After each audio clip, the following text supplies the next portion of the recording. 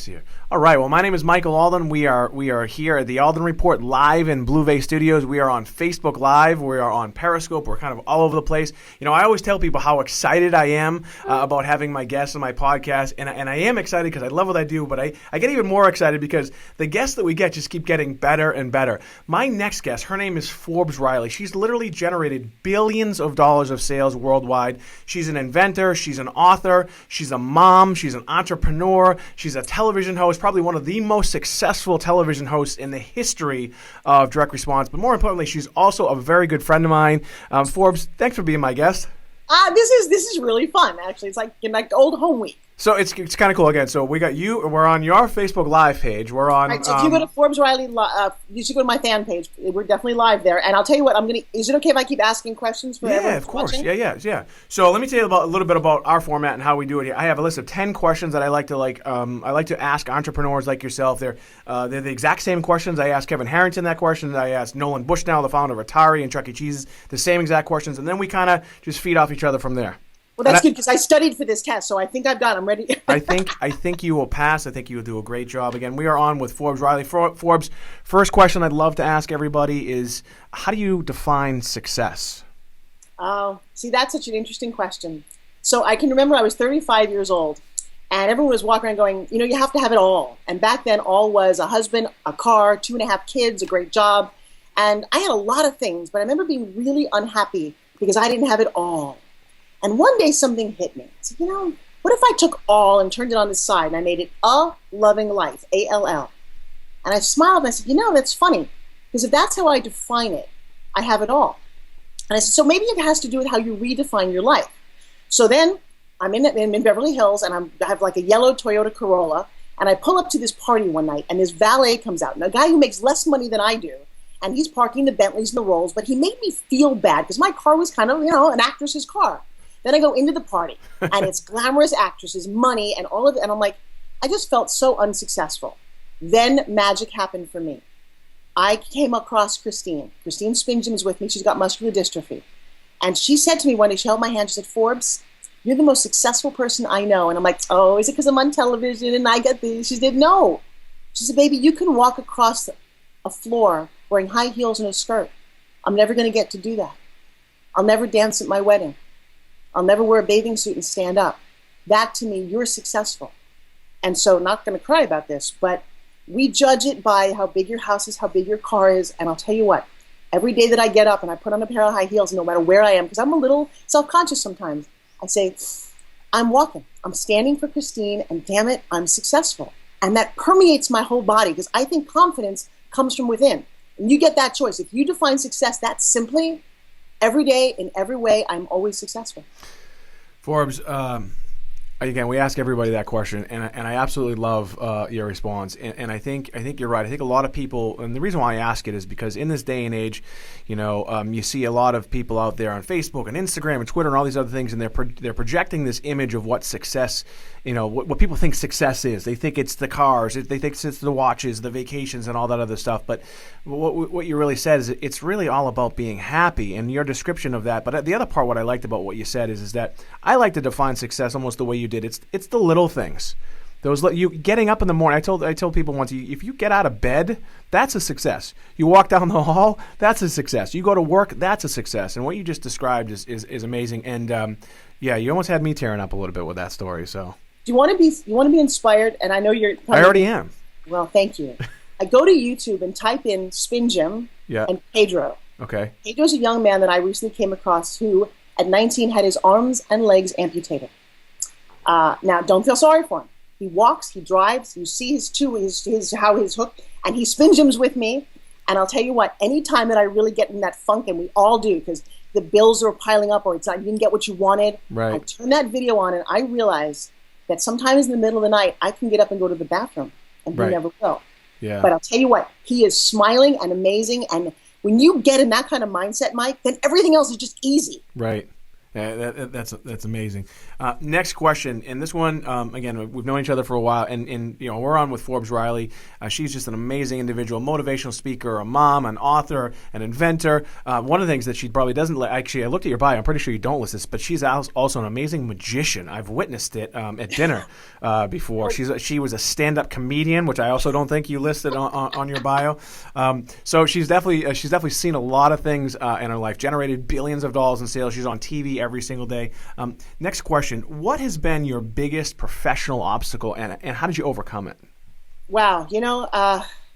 That's interesting because, again, you can look at the typical. And I'll tell you my biggest obstacle, and it's me. Okay. A little lack of focus.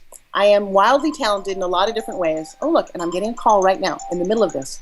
I'm going to decline the call, even though it's somebody I love. When you're multi-talented or ADD, I'm not quite sure which it is some days, you tend to do a lot of things. People who actually get things done are insanely focused, even at one thing at a time.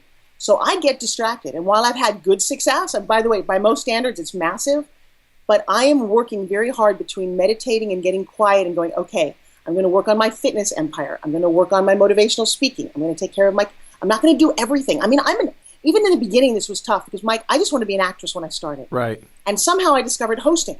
So I actually had agents go, what are you? An actress or a host? And I'm like, I'm a communicator.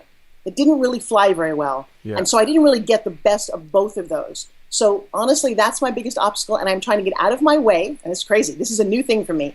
I'm learning to ask for help.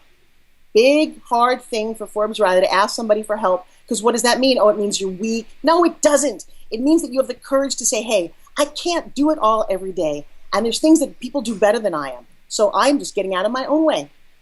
I think that's, again, this is why I love you so much, because you are so honest, you are so candid, and when people do see you on TV every single day and they hear about your success, they forget that we're human as well. And for you to, this is why I'm also excited to have you on, is that, you have achieved great success, but your candor is just amazing. And when people realize that, hey, you know what, I need to get out of my own way, and once you realize that, then you can grow.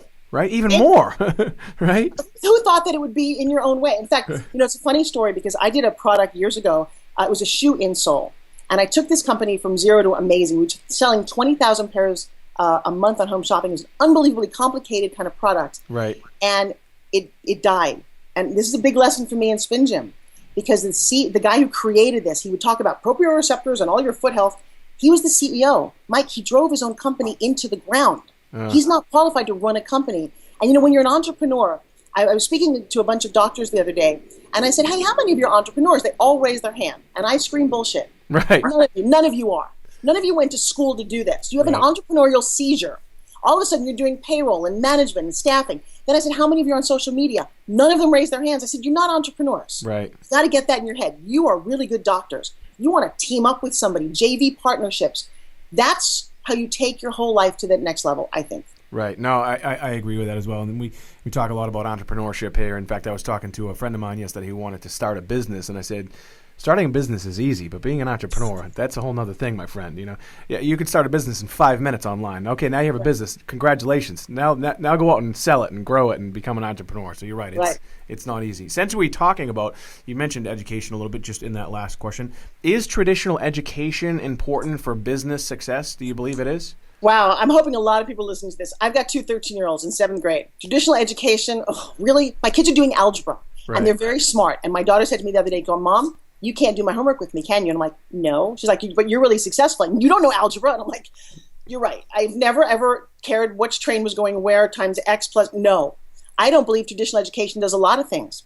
It doesn't teach you human relationships. I graduated college and I still was pretty sucky at it. Wouldn't it be nice to learn that? Right. I graduated college because I was a liberal arts major and had to go to the ATM machine to find out how much money I had. Right. Okay, I had no business skills. I don't think that traditional education takes into consideration where we are today. It's funny because the kids are getting this. They're online. Did you read about this 11-year-old who started a lemonade company and is now $11 million? No, I haven't. 11 years old. Crazy. So we're in a time of dreaming, and I think education, God bless it, it's going to take a long time to catch up. My kids are reading novels. Now, I hope my kids don't watch this. I don't really read anymore. We can block them. they're like, can we watch the movie? They had to read To Kill a Mockingbird. Well, Forbes, hold on a second. You're going to have to read my second book, 5% More, because I think you'll read that one, right?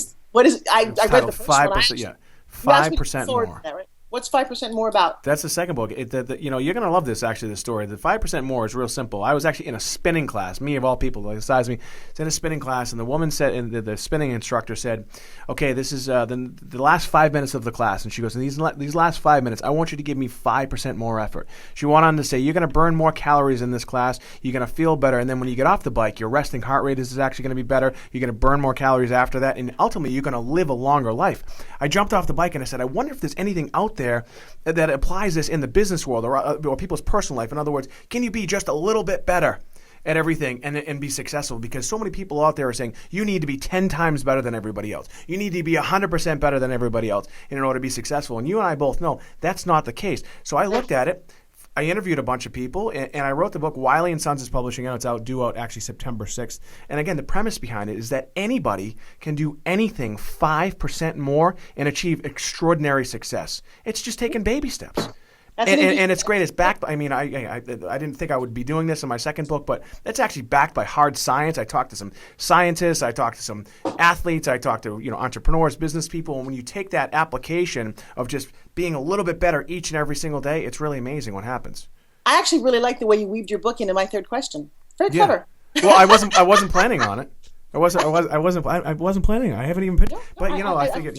So your answer is, traditional education is lacking, or it is important? It isn't important. It was created thousands of years ago, hundreds of years ago. It's not applicable to what we're doing today, and I really think that the school system needs to take a hard look at that. Entrepreneurship is not taught in high school. My daughter, literally, it's funny. She watches me. She's watched me grow a business from the living room. Right. We took Little Spin Gym, which I'll now do a personal plug. How I took basically what looks like a yo-yo into a $30 million business. In spite of everyone telling me I couldn't do it. It's a great story. I've heard it. Yeah. Well, and I won't go into the whole thing. Right. You can, but I'll tell you what this is. If you're sitting in your office, probably the only adorable, amazing product that gives you a total body workout while you're sitting there. But she said, Mom, how can I do business? I said, it'd be funny. She said, do I have to go to college to go get an MBA? I said, I think traditionally you do. Right. What if you were the youngest person to get an MBA? What if we got you an MBA out of high school? Right. Could you do that? Could you learn all the things that you need to do? This 11-year-old who started an $11 million business hasn't finished her education yet, and she's doing it. Right. So I'm looking at my kids studying Spanish and French and algebra and calculus, and all right. And again, I don't know the answer to this, but I have kids, so I'm in the middle of it. And my daughter is me. She's like, Mom, really? History? What do I care about that? The myths of the gods and what's going on? I said, yeah, well, there's this thing about history repeats itself if we don't know it.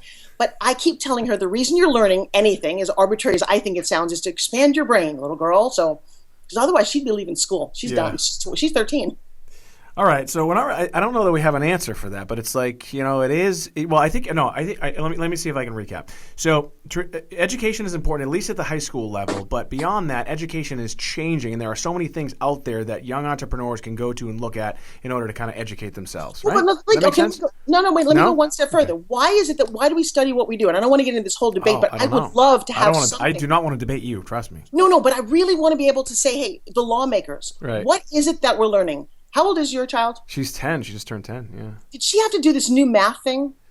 It was funny. So she was in private Catholic school, and then we just she transitioned into public school. Yeah, and she had never learned core math, and so it was a big. We got our tutor, and she figured it out. But yeah, it's freaking people out. But I have my opinion on it, but I'll hold back. So. Right. So it'd be nice to stand before Congress and go, somebody explain what it is that our kids are learning, why they're learning it, because you graduated college. I spent $200,000. I worked my butt off to graduate college with 2 degrees. I was not qualified to do anything. Right. I had no job skills. Does that work? Does that make sense? And by the way, why is college 4 years? Right. Okay, true story. I actually skipped a year. Skipped a year of high school. I was in a real hurry, don't know where I was going. But I got 2 degrees in 3 years. Right. So this 4 years, we put kids there just to kind of keep them hanging. I don't know, if I could start a business at 18, imagine if you could take the $200,000 investment you did in college and put it into your business. Would you be a lot further along? But in today's society, if you don't have a college education, you can't get anything. Right. Why do we do that to each other? I don't know. I have no answer, but I have lots of questions. Hey, I'm the one asking the questions here. That's not. Yeah, I knew this was going to happen. So let me ask you this. So again, you have your own product line. You're on television all the time. And you're an author. You're doing all these different things. You have your own studio. You have a book. You have your own television show in addition to doing the other stuff.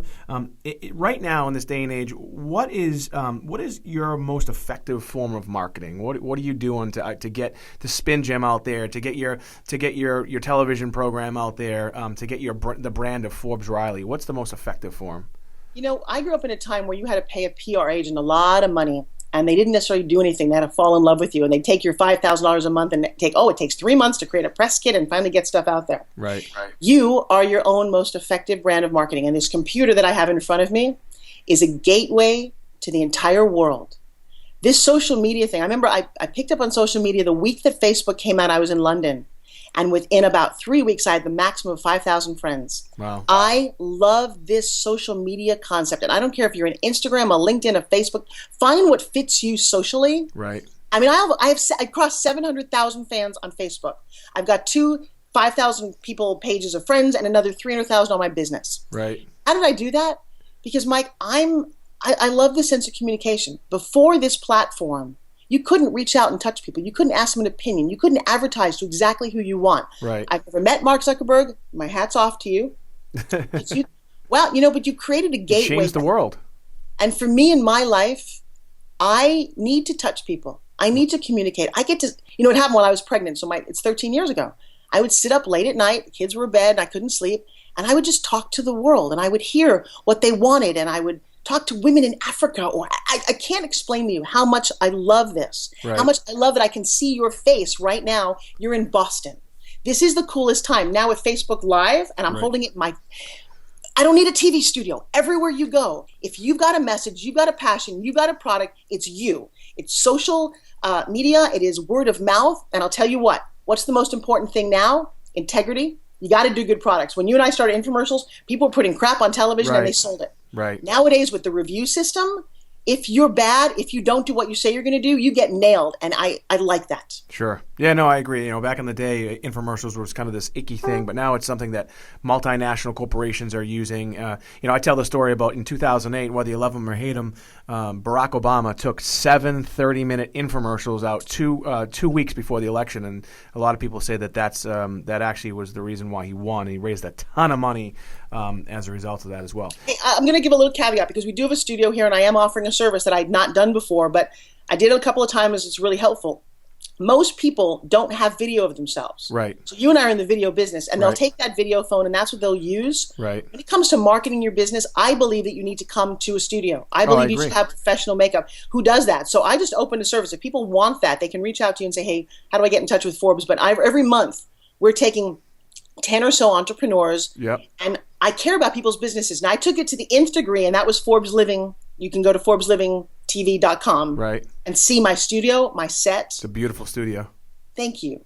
But I'll spend a day with people and work on their pitch with them. Because how hard is it to create a pitch? It's not that easy, no matter what you do for a business. You're a great pitchman, by the way. Well, yeah, thank you. But it's funny. I'm going to cut you off for a second. I was telling a story how when the first time you and I worked together, so again, Forbes and I are both obviously in the infomercial world, and I asked Forbes to co-host with me, and we did a great job. The show ultimately didn't work, but we know that what is it, like 1 in 60 infomercials works anyway. You have a much higher success rate, I think, than most.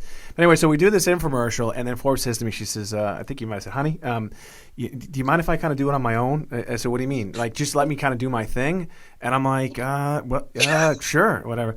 So we let Forbes do her thing, and I sat in the production room and watched you go. And I was just telling Steve Paris, our producer, I said to myself, I'm never going on camera again. but I mean, you are just so talented, and I'm not saying that just to stroke your ego, but man, you really know what you're doing. And I wonder, again, we talked about stand-up comedy as well. I wonder if that ties back all the way to when you were doing the stand-up. Was it the Comedy Connection? Is that where it was? I did the Laugh Factory. The Laugh Factory, and when you were an actress earlier, so you have all this kind of training, so to speak. They talk about that 10,000 hours. You have a lot of hours, especially on TV. I mean, you're on TV every single day, but man, you are good. Well, and I thank you. Well, that's so very sweet. It's funny because, again, skills that most people don't do. Take an improv class. Yeah. 1, it's a lot of fun. But 2, you learn to listen and hear And that's really important. That's what improv does, because there's no script. And if you get to be on stage, you're like, oh my God, what's that person going to say, how to react? So that, or diction. I like that. The other thing that I'm teaching people though, Mike, if you don't know what camera's all about, you would know that if somebody wore a striped shirt, that wouldn't work on camera, right? Right. Most people don't know that. Right. So the little basics that you and I take for granted, I'm now put into a little program, and I'm just teaching people, because I hate to see people not do the best they can. All right. So if people are out there, they want to learn about their pitch or learn about their brand, they can go to ForbesRiley.com and find, or is it? You know what? I think the best thing right now, because I'm not all that technically savvy, I'm good in front of the camera, just come to my Facebook. Go to ForbesRiley.com on Facebook. Okay. And just private message me, reach out to me. I'm helping people all over the country. It's really fun, by the way. It's fun to invite people. Last night we had a crowd of 18 here at the studio. We served dinner. And this is a beautiful space. I did something. I went out on a limb. It is a beautiful space. And I thought you were a little crazy, actually, to be honest with you, with what you did in that space, because you spent a ton of money on that space. And you know what? I know I do. Because for me, for businesses, it's all about the ROI. For me, it's all about the details. Yeah. I'll tell you what, when you've been touched by Forbes Riley, you know you've been touched. Her conference room has a light above it that actually changes colors. It's absolutely, it's gorgeous. But I don't know the utility of it, Forbes, but it's beautiful. When was the last time you were here? I don't know, it was a couple of years ago, I'm thinking. And you remember the light over my conference room? Yeah, of course I do. Well, there you go. Yeah, I do remember. I remember it all. All right, so I think I know the answer to this question, but I'm going to ask you anyway. Being an entrepreneur, you're obviously a super busy person. You're a mom. You're on TV every day. You're an entrepreneur. You have a business. How do you handle stress outside of stress? If I don't have stress, what's going to stress? Yeah. How do you handle? What do you do to just kind of unwind and kind of relax? I'm pretty basic, but I do a couple of things that are important. One, I'm blessed, and I didn't have them until I was 42. I have 2 beautiful kids. Right. And I try very hard to, when I'm home, get them up in the morning and cuddle with them, put them to bed every night. We have a hot tub in the back of our house. On Sundays, and we've been doing this since we were little, they were little, I go roller skating. Now, this is crazy. The pictures of me doing this, 1980s style, putting on the music and roller skating. And that is such a stress reliever. And I love movies. I grew up as a very ugly, awkward, goofy little kid.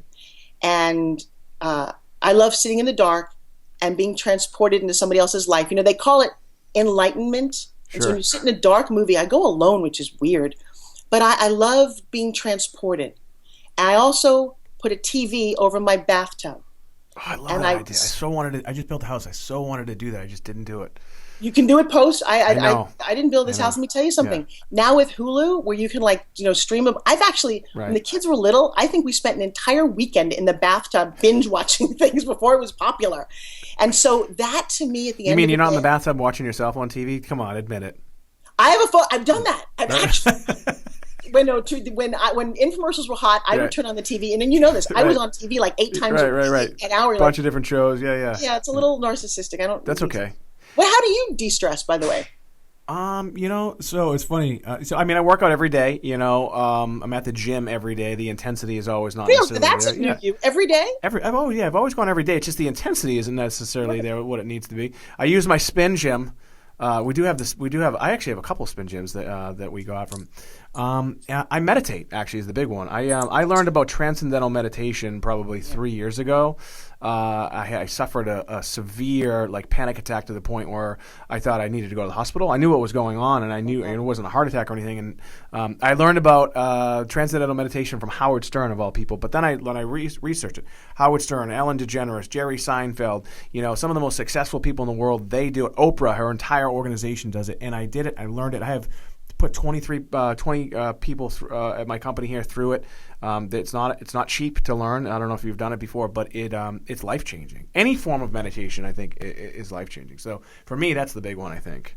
Well, and the message from my audience, for people listening, is that part of it is moving. So whether it's yoga, meditation is good. Right. I am not the world's greatest meditator, so I find meditation when I'm doing things, if that makes sense, I'll just get that quiet and that serene.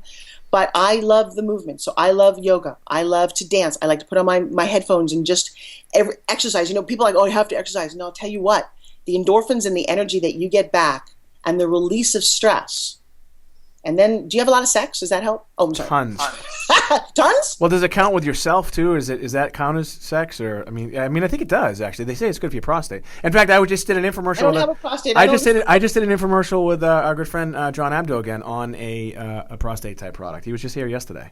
Thank you. I'm so glad you shared that with me. I know you and John are. But actually, that is, it's a funny thing because, and I'm kind of joking. I'm not really joking. But as a woman gets older, your health in that way is really important. And these are things that women don't actually talk about. Right. Is how to stay sexy. I redefine the word sexy. Seeing excellence in yourself. Sure. I'm never going to have the body of a 20-year-old, but how do I have a body that when I take my clothes off and get naked that I feel comfortable with? Right. And as you get older, do you lose the drive? Do you keep that drive? But I tell you what, I've discovered I think that keeps you young. Good. I love it. All right. So we are on with Forbes Riley. For those of you that are on and have tons of sex, I think that's okay. My name is Michael Alden. We'll see you next time. No. So we are live with Forbes Riley. She is on her Facebook page. Is it just / Forbes Riley or just is it?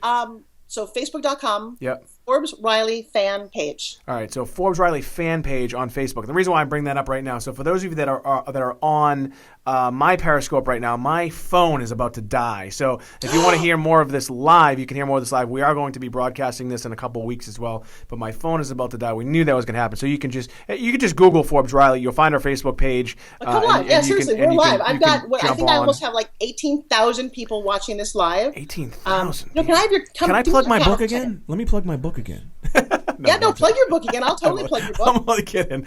No, I want to actually take a screenshot of him and I.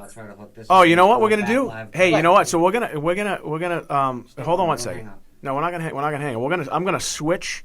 I saw you earlier today. I saw her earlier today. Oh yes, Dee. So Dee, take a picture of like this whole thing because there's Michael and my faces, and we'll put that on our homepage. You're actually in the picture too. I don't want to be in the picture. Take it the wide way. I just took a picture of you taking a picture. I saw you doing that earlier, taking a picture. You just so you can just go. Sure. So you're back on. All right, cool. All right, so he's switching out. You guys can't see what he's doing. I want to move my phone. That's see? So funny. Yeah. I am totally. Well, while you're taking a break for a second, I actually have something I need to do as well. Eva, can you help do this? You just take one of these, and what you do is just switch them on. Forbes, my phone is on fire. It's so hot. You're so hot. I love the fact that you're working. When I met you, you were not working out every day, were you? Absolutely. I've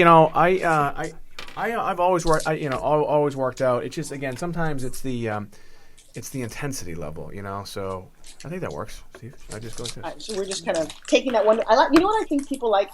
Michael, it's funny because when Facebook Live came out, it was only for verified people, and luckily I got verified. And the funny thing was, for so many years, somebody who does infomercials, you want to be pretty, you want to be, your makeup's done, everything's perfect, right?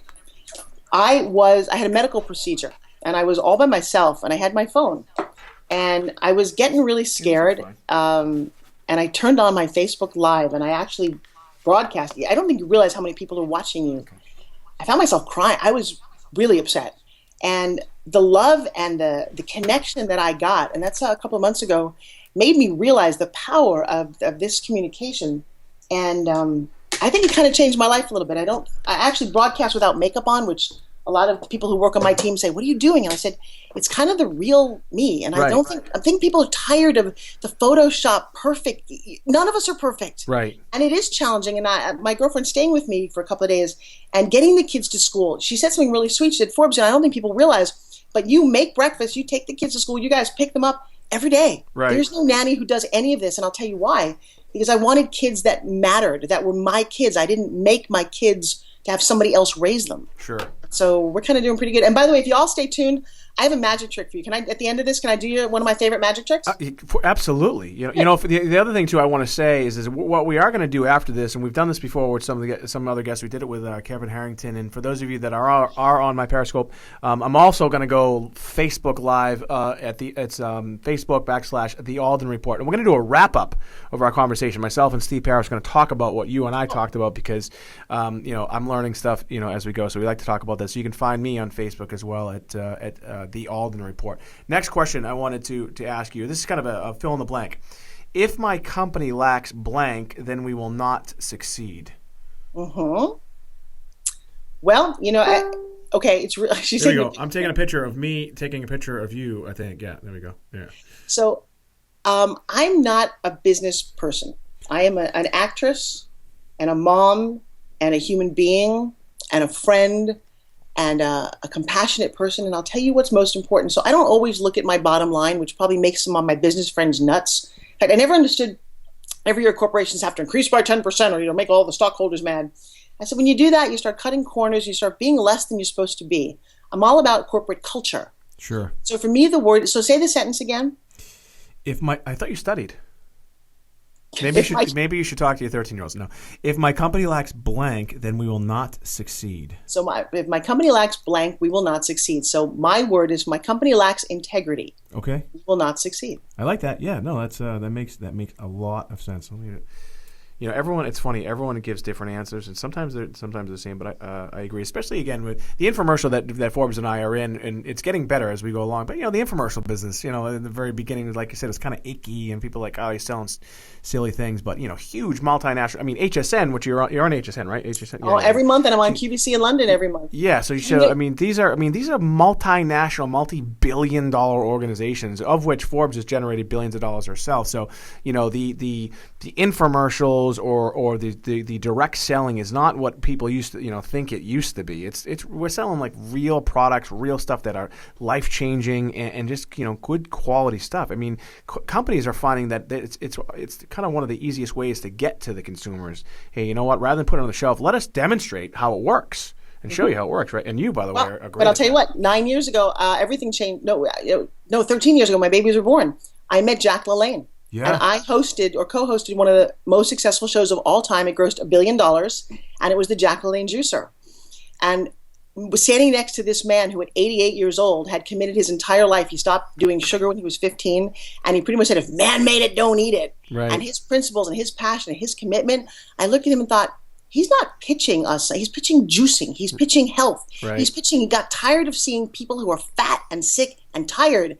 And I thought, that's a life well led. That matters. And that's what I took from that 13 years ago. And my life's never been the same. It's just been that much better. And I think people respond to that. We're tired of being lied. Trust me, Coke is not the good life. Right. There's all kinds of things that we got lied to. And I think if you can stand up and be an advocate for that, I may not die the richest person on the planet, but who cares? Steve Jobs died at 56. He had a lot of money. It doesn't matter how much you got in the bank, because I think you don't get to take it with you, do you?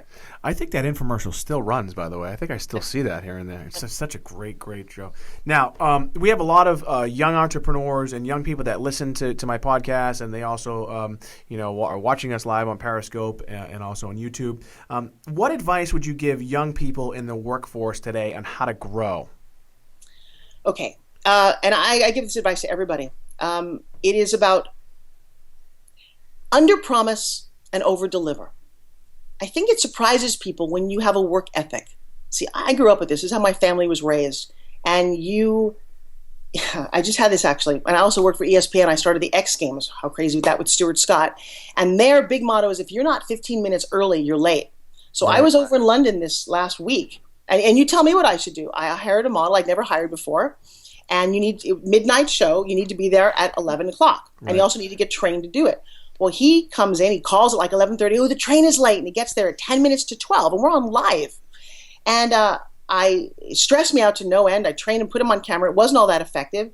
And then his agent said, well, you need to pay him. And I'm like, let me share something here. He said, well, no, the train was late. It was human error. I said, no, the train wasn't late. Right. If you're coming, I came from 11 hour. I came from the United States and I made the show. Right. When you've got 11 o'clock call and maybe you've never been there before, you get there at 9 p.m. You have a little dinner, you figure out where you are, you get ready, and you're there when you need to be. There's so many other things that happen. It's not about you. Sure. So being late is one of those things. And it is about understanding, about giving. Right. On every level, I found out, Mike, that if you give of your time, your energy, your compassion, you get more than you will ever know. So many people that I meet and want to work with me or I work with are like, they're takers. What can you do for me? How much can I make off of you? I need a $5,000 retainer. Right. And at the end of the month, they don't do much. And they're like, whoa, I tried. Really? Right. Really? Not good enough. Yeah, no, I think you're right. A lot of people are just always thinking about, what can I get out of it rather than, what can I do for you? And the people that are genuine about that, saying, how can I really help you? I hate there are a lot of guys out there that say, well, how can I help you? And they're not genuine. But I like the people out there that really say, when you say, you want to, under promise and over perform, right? So you want to give more than what people expect of you, and then you're going to grow. When you talked about being late for stuff, and look, we've all been late for stuff, but if it's something important like that, like for an actor who's given an opportunity to be on a huge network and a huge television program, the day before you drive there, or you take the train there the day before and you do a dry run to make sure you get there. You and I would do that. I've done it. I've done it a million times. When a lot of people know I'm an attorney by trade, and I remember the first time when classes were for law school, I knew that you couldn't be late. I took the train like 3 or 4 times at different times to make sure that I could get to class on time. Then I kind of figured it out. That's what successful people do. We prepare for for things that may happen or may not happen, but we're ready to show up on time.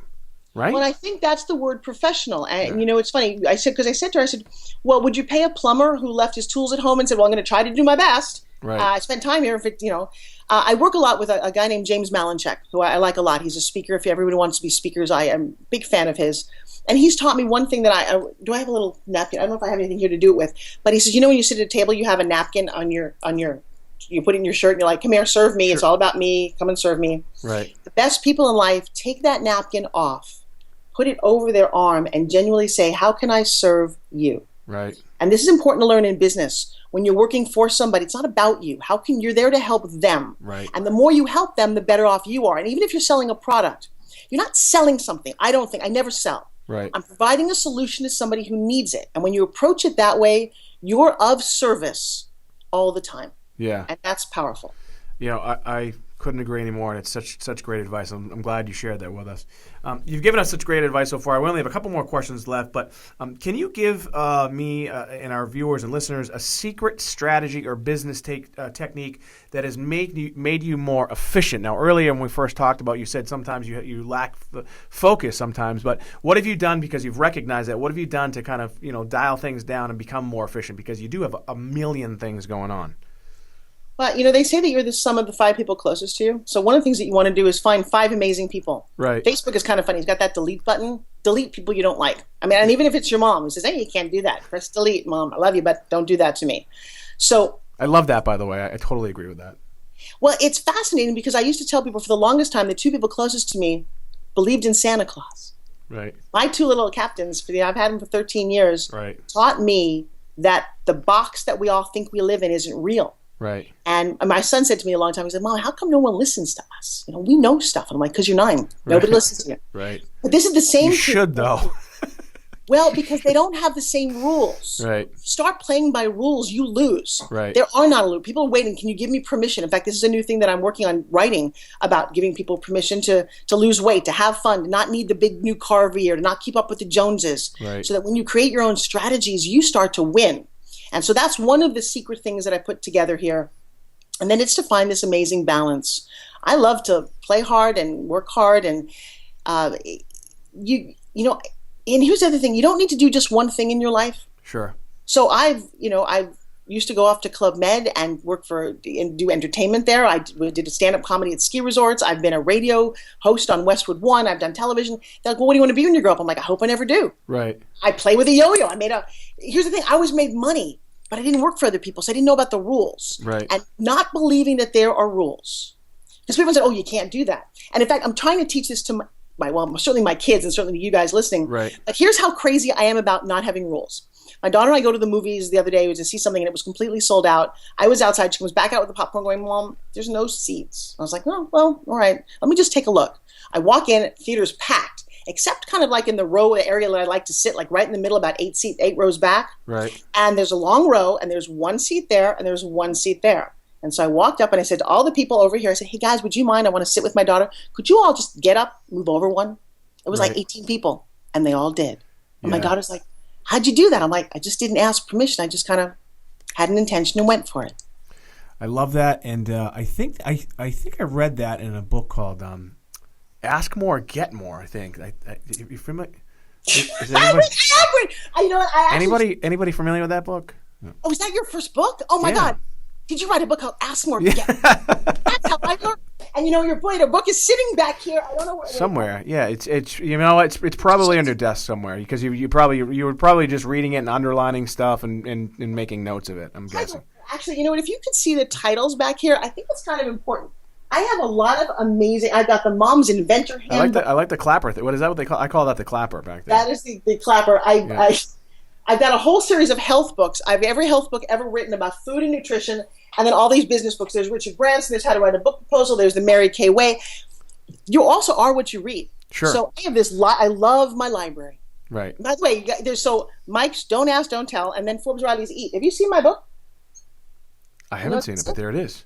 Well, actually, this, and I'll take a second to plug it. I wasn't sure I was going to. It's actually sold out at the moment. I can't keep this thing in stock. This is actually a journal. Okay. It's kind of a blank book. It's a food journal, but the title is really important. It's a journal for what you eat and for what's eating you. Huh.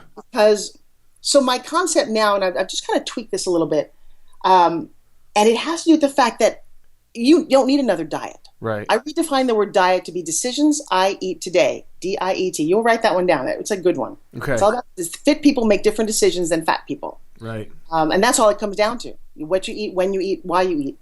But the big one for me is a journal for what you eat and for what's eating you. And for me, this book saves lives. Where can we get that? Can we get that at ForbesRiley.com? You can actually go to myeatjournal.com. That's where it's sale. Yeah. Well, you have a lot of different websites out there. Well, no, that's a specific. I take that back. Just if you go to Club Spin Gym or Spin Gym, you'll get to everything's in one. All right, I'm working on that. I don't. All right, last question for us, Forbes. You've really been amazing. Again, we are on with Forbes Riley, a classic entrepreneur. She's an author. She's a television personality. She's generated billions of dollars. She's an inventor. She's got her product, the Spin Gym, which is changing people's lives. It's really kind of revolutionized how people think about exercise. It's just this little thing. It looks like a yo-yo. She's doing it right now, and it's really I've done it, and believe it or not, somebody even like my size, you get tired. You feel it in your core. You feel it in your arms, and there are all the different ways to use it. But again, you can find more about Forbes at ForbesRiley.com. Just Google her. She's everywhere on social media. Last question I have for you, Forbes. Again, you've really been amazing of all the insight you've given us. If you could leave our viewers and listeners with one piece of advice, and you've already given us great advice, what would it be? One secret thing that everybody should do in order to succeed in life and in business. Okay, it's exactly the opposite of what your parents told you. It's don't have a plan B. Okay. And I'll tell you what that means. It seems to be, in my experience, talking to lots of entrepreneurs and lots of successful people and billionaires, and if you want to be a billionaire, start to model them, that if you set off to do something, I always say dream it, believe it, achieve it. If you've got a dream, you go, wow, I'm going to be an actress, but I got my law degree, this is law degree just in case. I got that just in case I want to fall back on something. I want to be a musician, but just in case. Bullshit. You know what? The universe seems to have this thing that if you've got a plan B, even if it senses you have a plan B, you'll never get your plan A. And you know why? Because you always think you could go back. Right. When you leap, that leap in the net will appear. You go in 110%, and that's all. Otherwise, you're going to die. Imagine that you're going to get this or die. Well, what's interesting about that is you're so focused and so passionate and so invested that you may actually not get what you needed or what you really thought you wanted, but you're going to get so much further than you ever imagined. And you only do that by jumping in 100%. So for me, it's all plan A. And it's the answer to everything, whether it's your relationship. You can't be kind of half in or half out. Jump in the water. You're going to get wet. You're going to either swim or you don't. And by the way, I've thrown in dogs and babies into the pool, and I'll tell you what, most of them, except that one. No, except that one swim. Baby. We don't talk about that. But. No, actually, it was my pit bull Dalmatian. He sank, but that's another story. Even if you don't, you'll learn. You'll definitely learn something about yourself along the way, and you'll become a better person for it. Don't think that you can fall back on something. Yeah, I love that. It's like going all in with, I tell people, I love to gamble, by the way, but when I do gamble on anything in business, I think the best bet you can ever put in and go all in on is yourself. Okay, 100% in on yourself. Okay, so to that end, yes. And this is a new lesson that I've learned, you must, as an adult, invest in yourself. Invest in your education. I have a lot of books behind me. Books are okay. I am now, and I've been going to seminars. My first one at 31 changed my life. If you don't have a coach, somebody who's pushing you, I hang out with Serena Williams. We have a cool towel business. She's got 5 coaches. Right. Now, who's going to be a tennis coach, just the best female tennis player in the world? I'll tell you what, There's nobody who doesn't benefit from a coach because they're not you. They're not playing the game. They're watching it. They're giving you strategies outside of yourself. I teach class. So I'm involved in classes. I'm doing a thing called Zoic, and that sounds weird, ZOIQ. And you mentioned my dear friend Kevin Harrington from Shark Tank. He and I will be in LA doing a 3-day seminar on how to pitch your business to the next level. Because if you can't pitch, I don't care what your business is, you're not going to get what you want. And so people say, wow, it costs X, Y, and Z. I said, you know what? If you invested $10,000 into your career and you got $100,000 out, damn, that's a really good investment. That's a great ROI. Well, Forbes, again, it's really been, thanks for spending the time. It's just really been enlightening. Again, my name is Michael Alden. We are here at the Alden Report. And what I love about our show and what I love about our guests, we're talking to real people doing real things, real entrepreneurs out there making it work, grinding, doing all these different things. My guest today, Forbes Riley. Okay. What is that? You see this?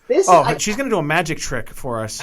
So here's the deal. I have to stand up to do this. Okay, so here's my suitcase. Are you going to, Forbes, are you going to get in that thing? Can you, what do you want? Can you say 3, 2, 1? Yeah, 3, 2, 1. And we are now full of money. How did we do that? That is what you get hanging out with Forbes Riley.